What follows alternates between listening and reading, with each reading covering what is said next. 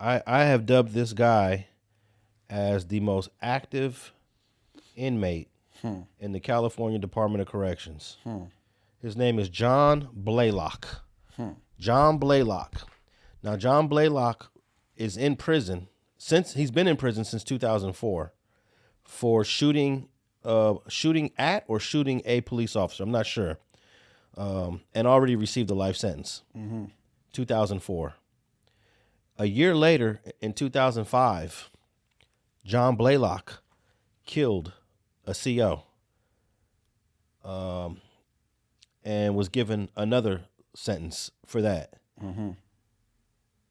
And he has been in trouble in the CDCR multiple times for assaults on staff, mostly. And then just recently, Jon Blaylock stabbed another CO. John don't play. Jon Blaylock just killed another CO.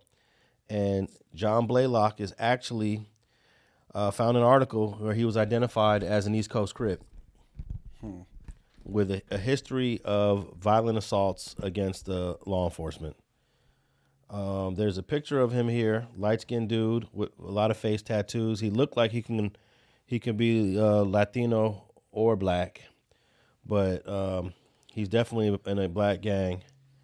And let me pull up this article on this most recent situation that happened in prison. Here we go. Inmate who killed CO accused of stabbing another California prison guard. The Sacramento prison officer suffered multiple puncture wounds in the attack. A California corrections officer is recovering after authorities say an inmate attacked him with an improvised weapon inside California State Prison in Sacramento. The incident happened at 10 a.m. on March 9th in a cell block at the Folsom Area Prison when inmate Jon Blaylock, who is now 56 years old, allegedly attacked a correction officer, causing multiple puncture wounds. Staff quickly responded to stop the attack. Institution medical personnel treated the officer at the scene before he was transported to an outside medical facility for additional care. The officer is reported to be in good condition and awaiting discharge. An improvised weapon was recovered on the scene. Blaylock has been placed in restrictive housing while the incident is investigated. CDCR said the case will be referred to the Sacramento County District Attorney's Office for possible felony prosecution.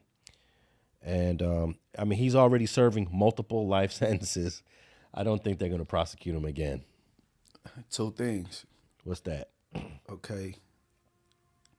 That CO, he could probably put up the argument that he need to sue CDCR because this inmate got a history of violence where he should have had an indeterminate shoot program anyway. He shouldn't be able to just, you know what I mean?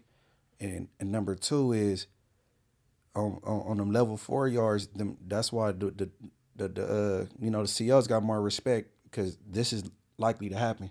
You know what I'm saying? People don't go home off of level 4 yards every day. Majority lifers, 80% of the population on 180 design prisons, that's a level 4. And them COs be having some act right, you know what I'm saying, on them level 4s versus the lower levels 1, 2, or 3. But he probably, you know what I'm saying, it's the difference between convicts and inmates, and he's a convict, you know what I'm saying, and they demand respect. So you probably came by his door talking some bullshit, and when it popped open, he did what he did. Yeah. No, for real. Yeah, he should have known better. Yeah. Maybe he didn't know, but here's an important thing that he should have known. According to the CDCR, Blaylock most recently received from Los Angeles County on June 23rd, 2004, after being sentenced to life with the possibility of parole for attempted first-degree murder of a peace officer or firefighter as a third striker. His sentence included enhancements for discharge and use of a firearm and a prior serious felony.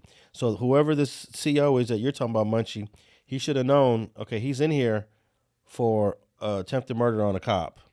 And then he should have known that he was also given another sentence for the murder of corrections officer Manuel Gonzalez, which happened in Chino back in 2005. For some reason, he was just sentenced in 2023 for what happened in 2005. Does that make sense?